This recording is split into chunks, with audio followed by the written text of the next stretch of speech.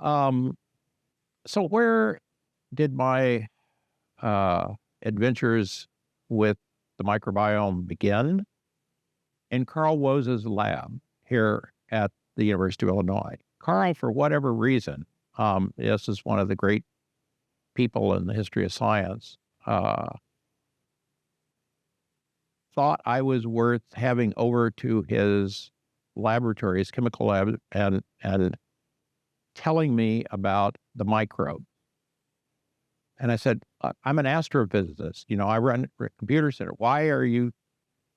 Hours and hours he would talk about. And this was when, of course, the forces of established science were not being very kind to him. He was a physicist, and he understood there was a revolution underway that sequencing was going to make possible. And of course, when you have these kind of shifts in revolution, you don't always discover what the established order thought was the way the world worked. Think of the Copernican revolution. And Carl created a Copernican revolution in biology by using 16S to discover the true tree of life instead of what the biologists had thought was the way evolution had worked. And of course, as in such revolutions, the scientific community, the establishment holders, push back on these innovators. And I was there at some of the bleakest times for Carl personally, as he was being treated very poorly by the scientific community. But then I got to understand that life of a true revolutionary and innovator. And there is a price for innovation. So deeply personal to me, and not just about the science. And he said, I said, well, why are you telling me this? And he said, because in the future, you are going to be in a position of influence in the world, and you need to understand it's a microbial world that we live in. And that isn't well known or appreciated. And so these seeds just stayed with me for literally 15 or 20 years. All the stories that I'm about to tell you unfolded. And the reason is it drives me crazy that there are things that are well known in the world, like the fact that 90% of the DNA-bearing cells in your body, not the red blood cells, not the platelets, but the DNA-bearing cells in your body are not human. And yet, this is not part of medicine today. It's dealing with 10% of the body parts. That's why it doesn't necessarily work as well as it might. And so we have a huge revolution yet to come in revealing that previously hidden world and its intersection and interaction with all the other organs in your body, particularly with the brain, the gut-brain axis. But I won't talk about that today. I'm going to talk a little bit about my experience in discovering the hidden cauldron of superevolution inside of myself. This is why the gut microbiome is so profound. Craig Venter, who I worked with when he was doing his around the world sequencing of ocean water, revolutionized our understanding of life in the ocean. But their microbes in your gut are 1,000 times as dense per cubic centimeter are in ocean. It's a lot of microbes per cubic centimeter. It's a highly dynamic ecology. You're seeing literally evolution in incredible speed in days that I'll show you examples of in myself that you're unaware of. You have it going on inside of you. You're unaware of it. Your doctors are unaware of it.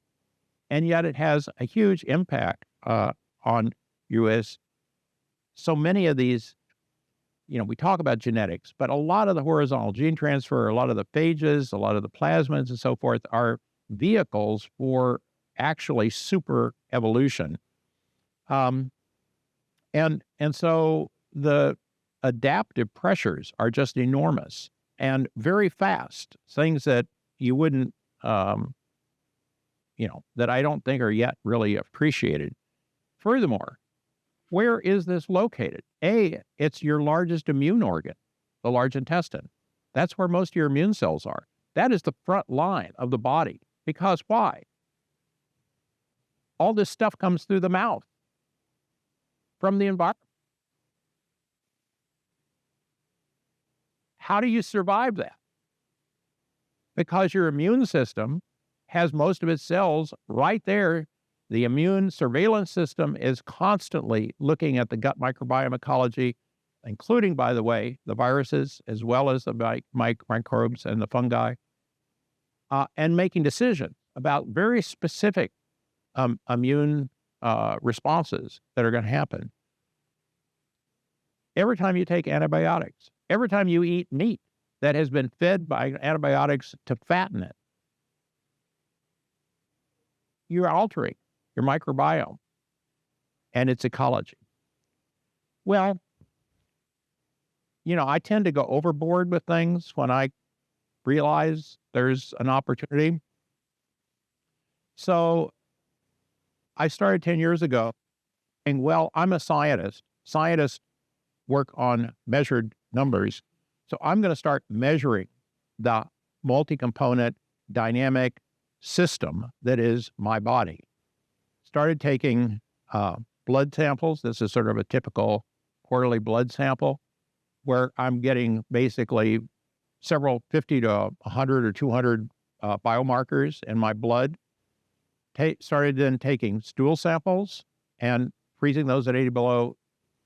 Also, at that point, sending off probably 160 times, sent off laboratory samples to get at the human immune and inflammatory variables at that time.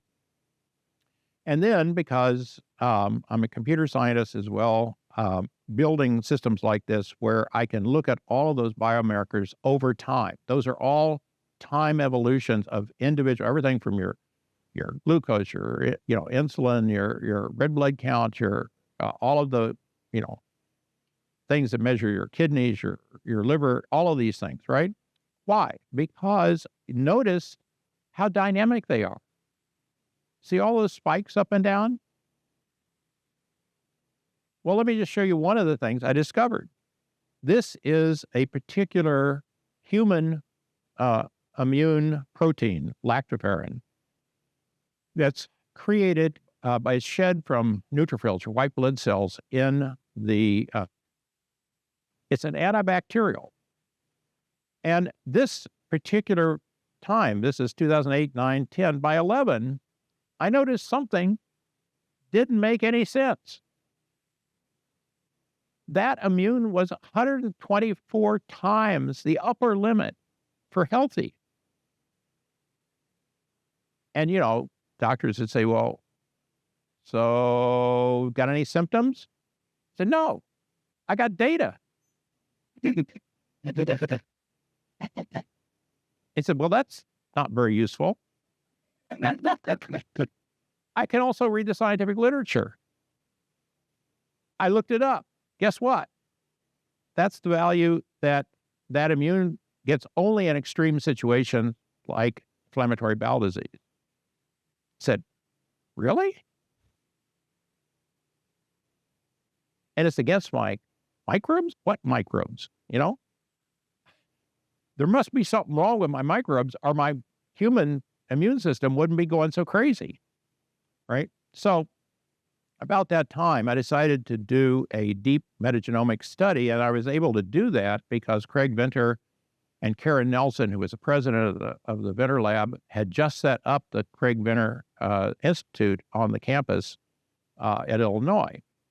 And so I remember going up to Karen, who's a very talented, very top scientist, and at the groundbreaking, the opening of the building.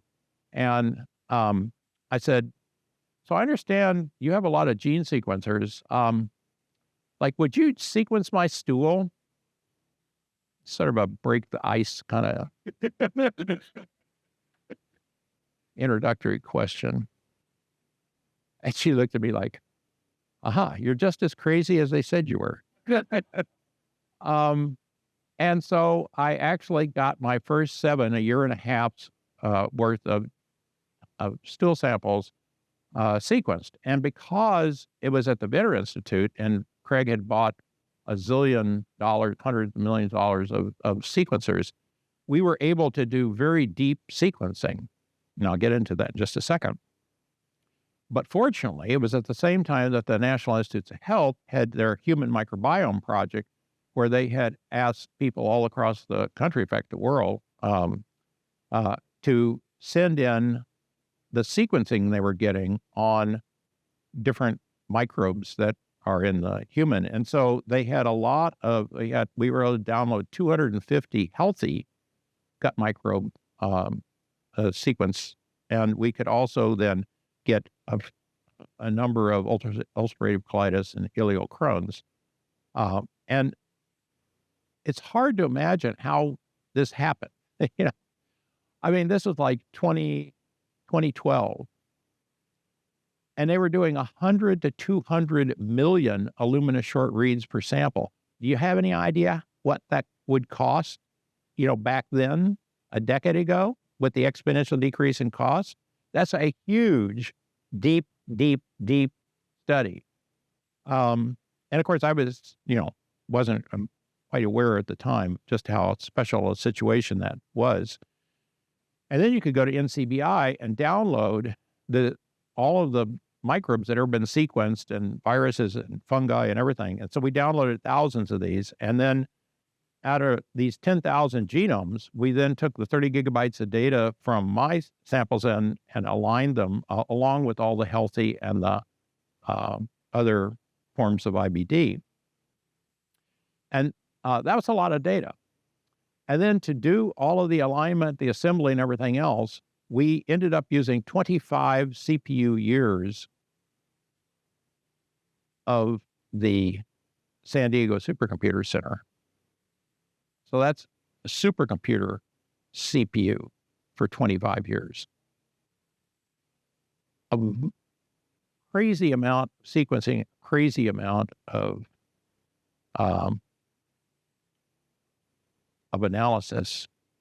Now, I didn't know anything about IBD, so I started looking it up, and they all say, well, there's two kinds, there's Crohn's and there's ulcerative colitis. Except that's a sort of mythology. If you're actually a data-driven scientist, as came out in Lancet in 2016, you go get 30,000 people that have IBD, and you sequence their human genome, and you then use machine learning to cluster the results of that data. And sure enough, it turns out that clusters in 3 distinct clusters. Ileal Crohn's, that's the end of your small intestine where it joins the large intestine. That is what is typically thought of as Crohn's. And a lot of young people are particularly focused on that, get that. But there's also colonic Crohn's, which is the large intestine. And then there's ulcerative colitis, which also attacks the large intestine. So 3 distinct groupings using machine learning. Well, I went to look in the literature, and Janet Jansen in particular, who's at Pacific Northwest lab, at DOE lab, and Bill Willings had a set back in 2010 of microbiome samples from various folks that had IBD. And when they did dimensional reduction and took the data and used machine learning on it, guess what? It clusters into 3 distinct groups: colonic Crohn's, ileal Crohn's, and ulcerative colitis. So think about how crazy this is. The human genome, the SNPs on the human genome cluster as predisposition to these 3 different subtypes of IBD. Then you cluster the microbes in the gut. Both sets cluster, which gives you an indication of how tightly coupled the human genome and the gut microbiome genome must be.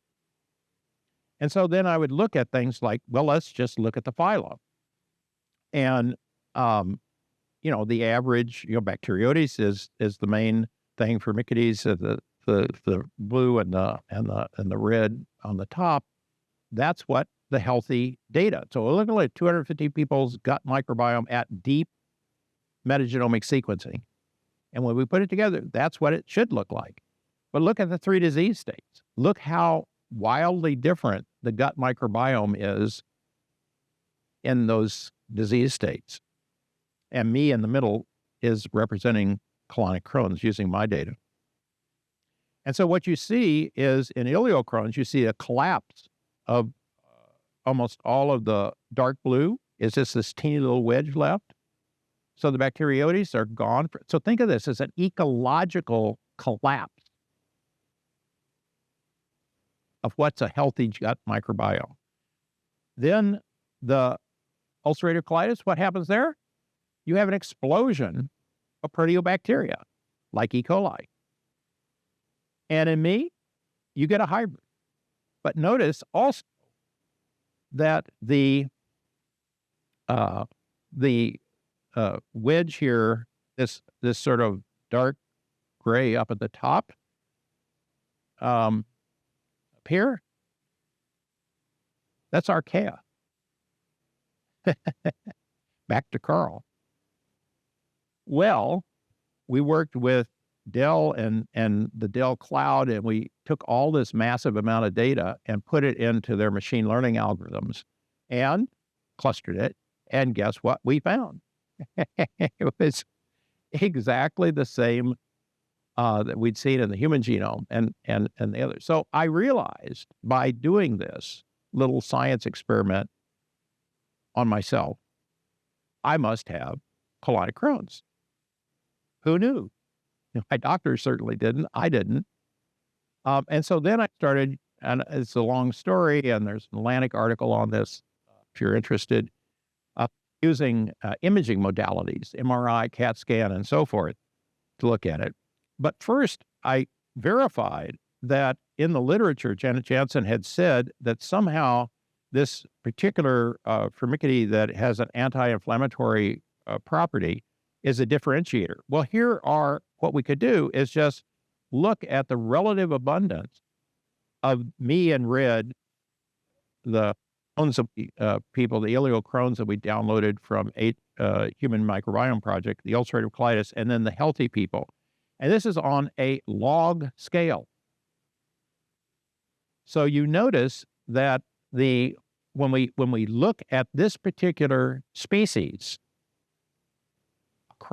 this is the data from all of this, that the indicator is that there's a huge difference here in the relative abundance between the healthy people, but also between the colonic Crohn's and the ileal Crohn's. And then I won't go into detail, but if you look at E. coli, you look at Bifidobacterium longum, you see the same thing in which each of the disease states has a specific signature of what the major part of the ecology that's missing. And remember, every part of the microbiome ecology is doing something functional. It's creating a whole range of molecules that the metabolites and other things that are going throughout your body. So now if you look at the first of the 6 samples that the Finner Institute sequenced, here's the evolution of my gut microbiome, the first coarse view of the dynamics of my gut microbiome. And I'm very proud of the fact that on my LS01, where I'm the most messed up, I'm the sickest, actually, I probably have the world's record for the percent of my microbiome that's archaea, which I took as a badge of honor, because I remember Carl spent so many hours with me talking about this. But I said, okay, one of the things that I had done at NCSA is I had supported the growth of the field of computational ecology. And that was a huge thing that happened in the 90s. And I knew the pioneers of all that, and I gave them a lot of supercomputer time, and they published lots of papers and so forth. So I was very familiar with ecological dynamics. And I said, well, like, isn't our body like a subdiscipline of ecological dynamics? I mean, isn't that how we should think of medicine and healthcare? That we're a dynamic ecology with hundreds of species and thousands of strains? Evidently not. But what I realized is there are a lot of things we know from ecological dynamics that aren't yet a part of medical thinking. One of them is, of course, invasive species. This is a picture of after a wildfire, after the forest fire in particular. You see all of this stuff growing on the forest floor. Those are all species that would have been shaded out by the trees that come in when the primary thing has changed. And I said, well, gee, I wonder what my microbiome, which is the blue, looks like on the most common microbes in the healthy people. Wipe out. So almost every major component, every species that is the dominant component in all of you was not there in my most extreme inflammation moment, this first sample, December 28th, 2011, that I took. Well, what was there? The numbers at the top of the blue bars are how many times more of that bug. And you'll notice Methanobrevibacter smithii. I'm sure you all are very familiar with that because that's the dominant archaea. And I had 152 times what the healthy people had in my data set. And I had the next one, Barbamonas micra, I had 765 times what normal people have. See, I was a very interesting data set. I was also very sick, which of course I didn't understand at the time. But this is the data. This is what we don't know. What do you know? Who the relative abundance of your microbes at the moment? Really? Do you take your temperature? That's a good data point. But there's a lot more data that you're not taking, and nobody's taking, and we're completely ignorant of. Now, I had a wonderful conversation. Where's Rachel? In the back. Okay. This isn't even published, but I put these two slides in for her because the virus and the phages don't get no respect. It's all about the microbes, right? And okay, they're shorter. Their DNA or RNA isn't as long. They are so critical. And when you include the virus, when you're looking at the abundance, you normally are just looking at the microbe species. But we had such a deep sequencing that I could look at all the viruses as well as the fungi, as well as all of the microbes. 70% of my DNA was in a viral phage toward Enterobacteria, which is Enterobacteriaceae is the family within which E. coli is. Fun. They're cool. Look at them. I looked them up, and they have this great shape. They sit on top of the cell, and they inject this drill down through the wall of the membrane of the cell, and they inject their DNA, and that's how they kill them. So I have not been able to get anybody who pays any attention to me about this. Like, this is important somehow. Let me show you how important. Let me go back. What I'm looking here again is now This is my systemic inflammation in my blood. This is CRP, complex reactive protein. It's supposed to be less than 1. Okay? Do you notice that mine is like getting up to 15 and 26?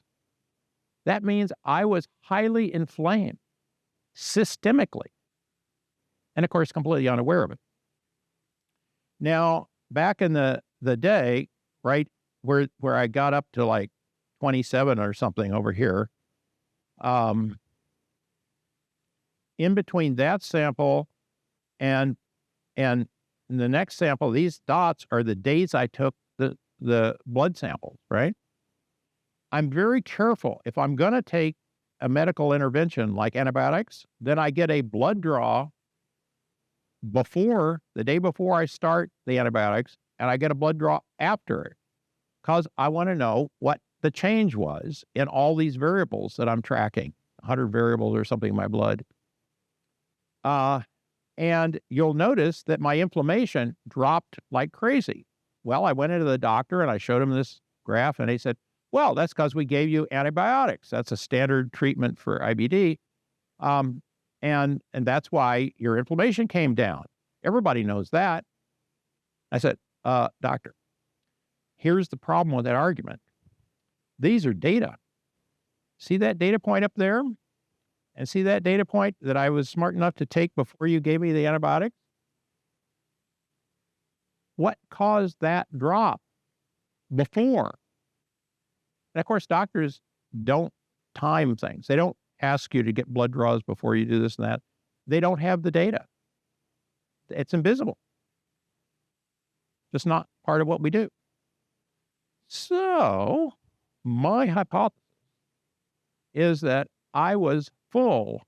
There was a feast going on, that a population explosion of this phage virus, because I was about 40 or 50% of my relative abundance microbe-wise was E. coli. And so the phages went crazy. There was so much E. coli, 100, 200 times what all of you have. Anyway, hypothesis. And what Rachel is working on here at UCSD is so important for this kind of work. That's why I wanted to put these in. Well, this was all before 2014 when I helped recruit Rob Knight to UC San Diego. Of course, that changed everything, because he set up the Knight Lab, the Center for Microbiome Innovation at UC San Diego, and it's probably the world's leading microbiome lab now. And Rob and I work very closely together on a lot of the data visualization. I basically help combine my visualization facilities that I created, world's most advanced, in my center at UC San Diego, with the data that was generated by his lab. And so this started the Future Patient Project, where I now have over 700 daily samples over 10 years of my stool that are frozen at 80 below zero. And we've had 420 of those samples sequenced with 16S, 80 of them metagenomically, 8 of them with metaproteomics. I have, like I say, 167 days in which I have measured the human immune response to the changing microbiome, 155 days of blood taking that I've got the data from, and then I keep a meticulous thing on diary. So, I'm on some spectrum. I admit it. I don't know what spectrum it is, but I'm clearly on it.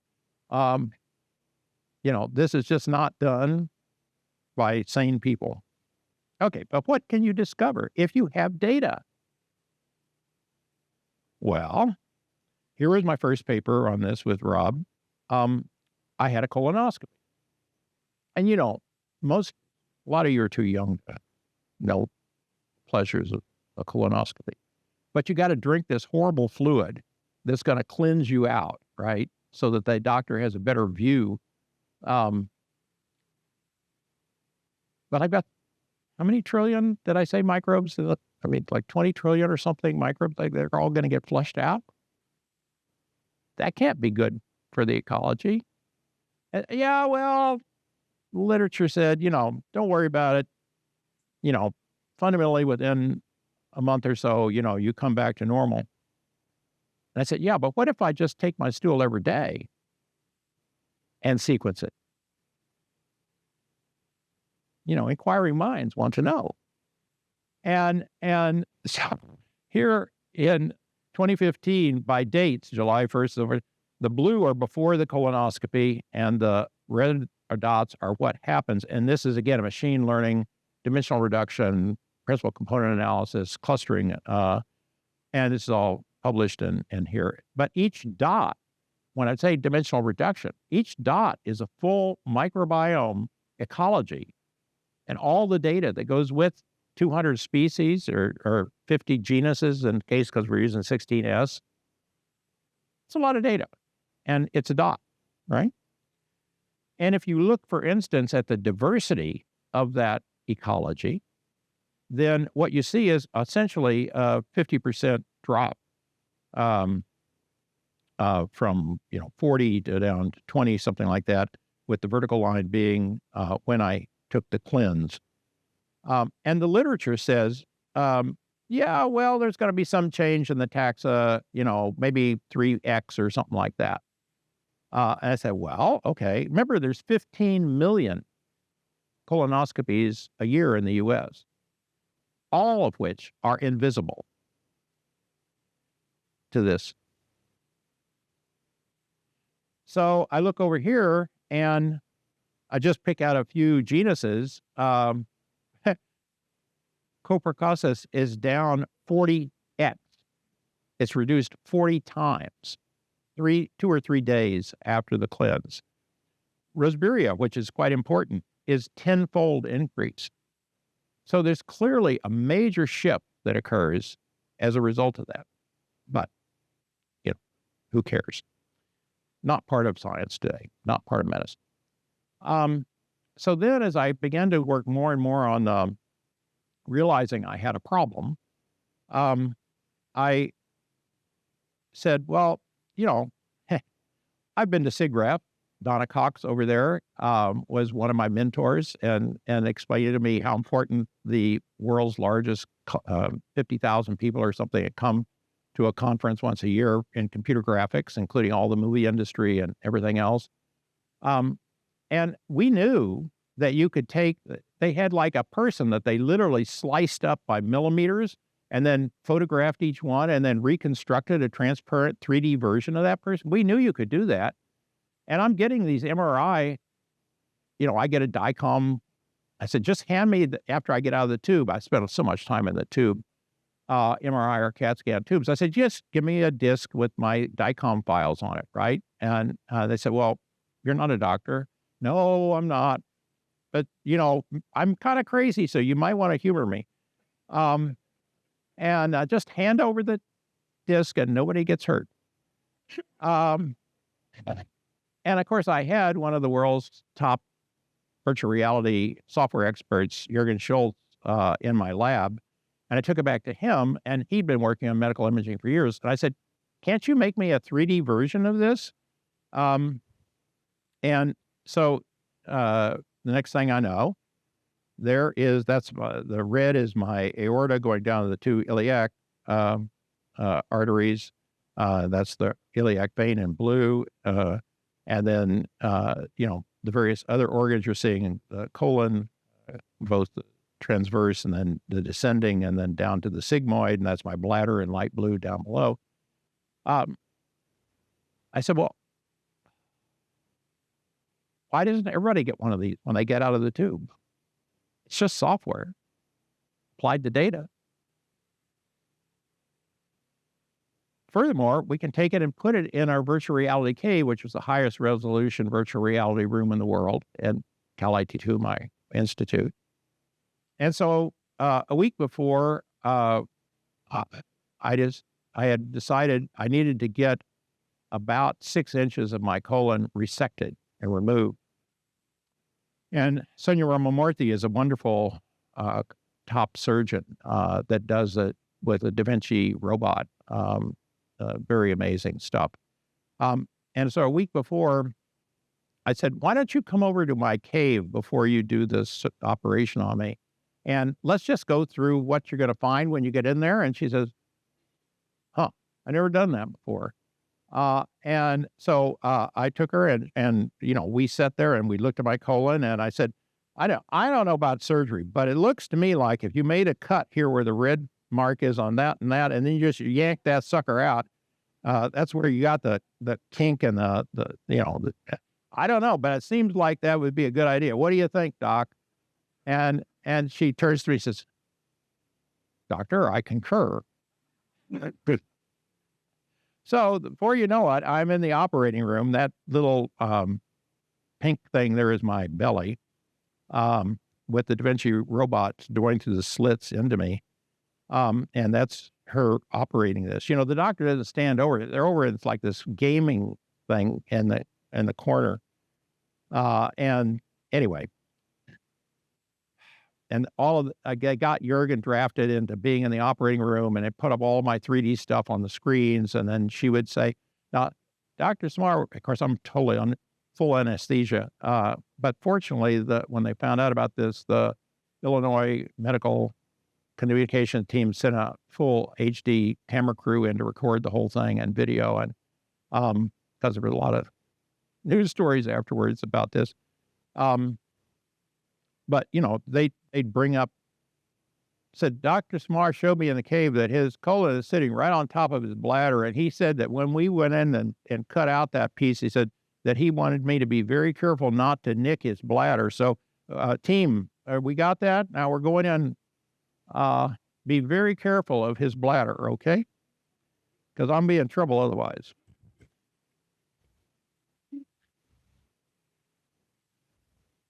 It's really strange being me.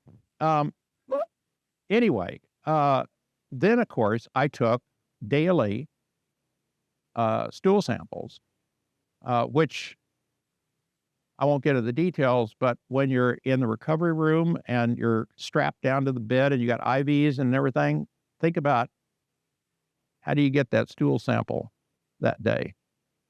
Anyway, where there's a will, there's a way. And then you got to freeze it, right? Anyway, what you see is after it got to the lab and we did the 16S, and this is over a period now from October of 15 over here. Here I had the colonoscopy before the surgery, which is the second colonoscopy, not the first one I told you about. Then we had the surgery. And these are bar graphs from the 16S of the various genuses. And you can see pretty easily something dramatic happened. Okay. And of course, this is long after, because it's months later before we got to it. Well, here's what happened to the diversity. Remember the drop in diversity we saw with the colonoscopy? Well, this is my second colonoscopy. Again, repeated science experiment. You see that you had that drop, but now look at how small that drop is compared to what happened. Now, remember, I'm highly inflamed, right, in this area. They took this nuclear reactor, this very inflamed piece of me out. And so the microbiome is readjusting to a de-inflamed environment, fundamentally. And so here is, again, using machine learning, we're doing principal component analysis, dimensional reduction. Each data point is a full microbiome ecology data set, right? And what we're doing is clustering this, and the color coding is that the brown are the before the second colonoscopy, the red are after, and you can see again this big, you see the brown is coming as this excursion that we saw in that colonoscopy thing. And then the green are just the days going right up to pre-surgery is post-surgery. And of course, we might as well make this a movie because it's after all 3D. And so that now is I'm actually getting the time evolution of my stool sample data sets of the microbiome dynamics, right? And I'm just about to go under the knife. There I'm in surgery. Boom. And those are by day. a massive shift in the machine learning clustering. And so fundamentally, what's going on is that we're going between an inflamed disease state and the, whoops, back up. Now I've done it. Okay. And the healthy post-surgery state. And the key thing to note is that I don't come back to the prior state, right? The post-surgery state is a different ecology, microbiome ecology. That's what we determined. Well, how different is it? Well, fortunately, Rob is the head of the American Gut Project, and so he had 10,000 people's stool samples that have been sent in at one time point per person. And so now imagine 10,000 people, and that's all the little brown, for some reason they use brown dots for that. And over here is the Environmental Microbiome Project, which is samples from all over the world from different environmental samples to look at the microbiome ecology in those places. And so then here is from our published article on this in M Systems. That first before surgery cluster, you saw that huge jump across and then back to after surgery. That is compared to 10,000 people's microbiome. And notice that where I'm after a surgery, the only people around me are these blue dots, because that's stool samples from people in the ICU.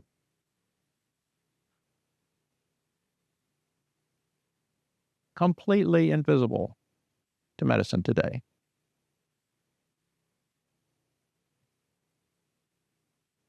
Okay, so now let's really crank up the 16S machine. So now here's 400 of my daily samples, starting back at that first sample in 2012, going up through mid-2019. And the colors, which I won't get into the detail, we don't have time, is all of the different genuses. And again, you can see in that center, the resection, where there's that doesn't look like anything else, right? So that tells you how unusual that was. But now, of course, we can go in, and this is such a great sample. It's only 16S. We're not doing metagenomics yet, but we can now, for instance, look at the diversity, Shannon diversity, say. And here it is. So this is the same data set you just saw, but now we're looking at the Shannon diversity. And because I've done a lot of work and talks on climate science and mass extinction events and things like that in Earth's evolutionary history, that's what's going on. I'm basically having a series of extinction events. And the Shannon diversity, that's the diversity of the entire ecology, is up at about 6.6. This is down here, about 75% reduction in the diversity. Here you can see this spike, we understand. That was my first colonoscopy. I took you through what that was. Here was my second colonoscopy. Then here was a surgery.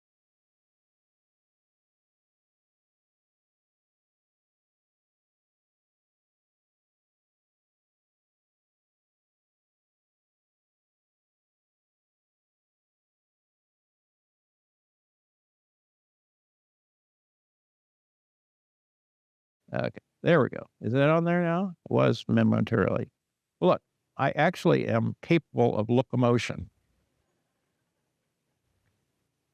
Good laser fighters with them at the end. Well, it would, but Vanna White, let's think about it. Okay, there.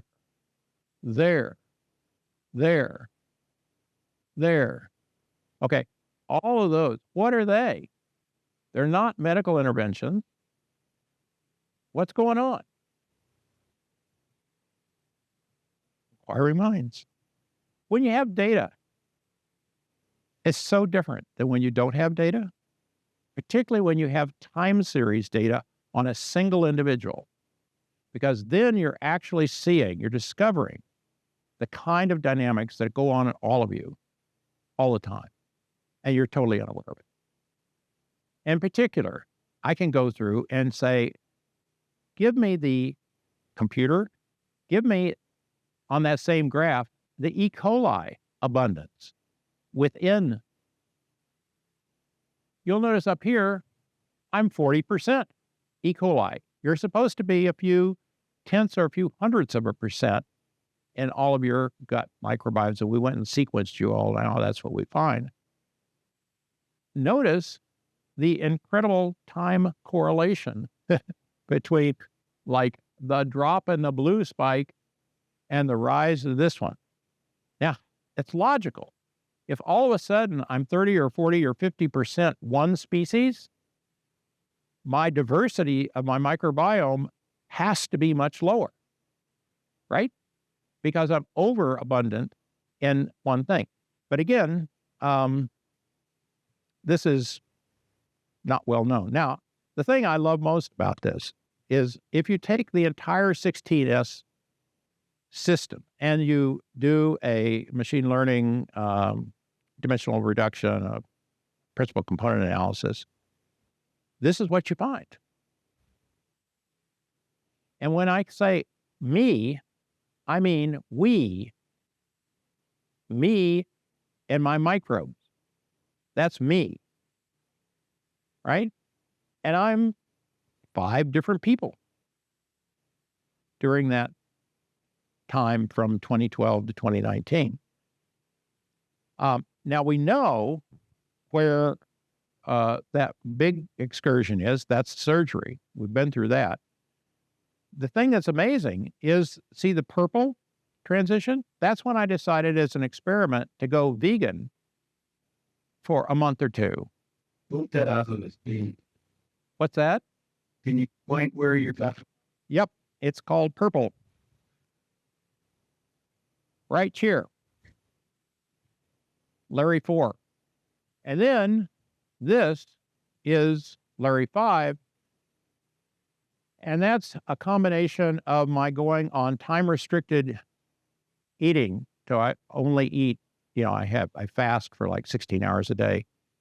But I also started, we learned from the Night Lab, the American Gut Project, that the diversity of your microbiome, gut microbiome, is determined to a large extent by the number of different plant species you consume in a week. And the people who consumed as many as, the average was something like 6. And so, that's like the wheat and the bun and the pickle and the ketchup on the hamburger. Most people don't have a very diverse plant intake. The reason that's so important is plant fiber is what a large subpopulation of your gut microbes ferment. You don't have enzymes. Doesn't happen in the stomach. Doesn't happen in the small intestine. Waits till it gets to large intestine. And then these fermenting microbes ferment into short-chain fatty acids, including butyrate, which is the number one energy source for the human's cells that line your intestine. And the human doesn't make it. Only the microbe fermenting does.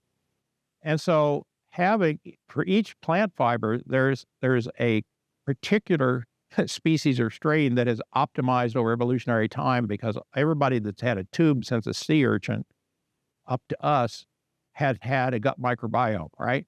And so that interaction with the external world is what, leads to the chemistry that you got. So I said, well, okay.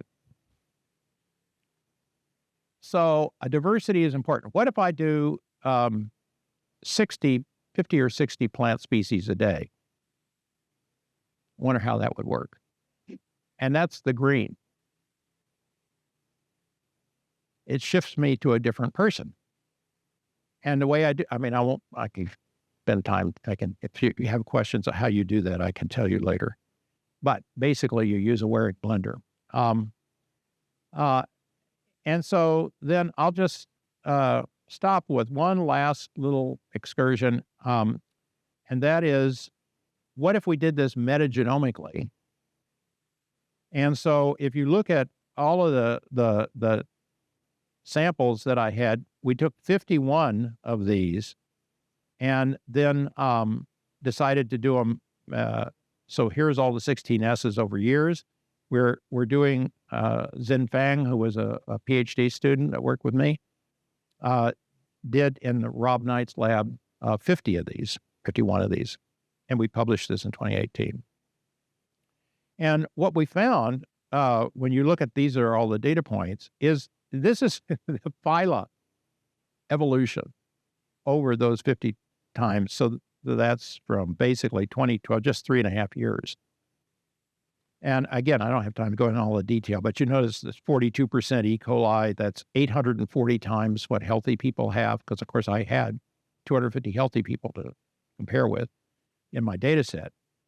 But then you also get things like 25 times healthy in the Microbiome phyla. Here's the individual species over time, and this is their percent of relative abundance, and you just see how dynamic it is. Now, the reason that this is the most dynamic one, that's E. coli. Why did I have so much E. coli? This is one of my favorite diagrams. E. coli, and that's, you see over here to the left, dysbiosis is that the E. coli, the enterobacteria, greatly outcompete the good microbes in the presence of human inflammation. Why is that? And this diagram shows you is that you get these superoxides and peroxides and so forth. You get all these oxygenated molecules, and the E. coli can do both aerobic as well as anaerobic respiration. And so they can get that oxygen. And that's what allows a population explosion to occur. So anyway, I won't go into more detail. I could spend another hour on all this, but one of the things you can discover is, for instance, within the Proteobacteria phylum, you get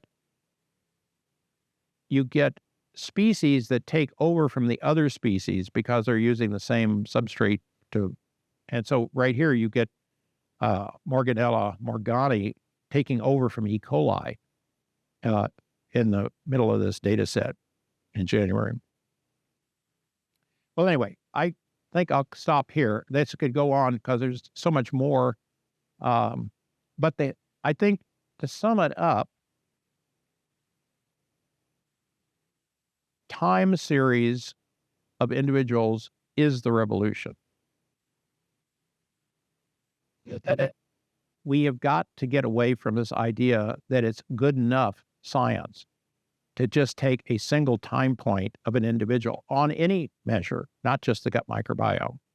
You've got to understand that we are dynamical, multi-component, coupled systems. And if you don't think of humans that way, or any other animal, or plant, by that way, you're missing a very large fraction of what actually is going on in the biology and the chemistry. So I look forward, I'm 76 years old this year. I would love to live long enough to see this revolution come to fruition. My faith is in the younger people who have understood this conceptual shift and are already doing tremendous work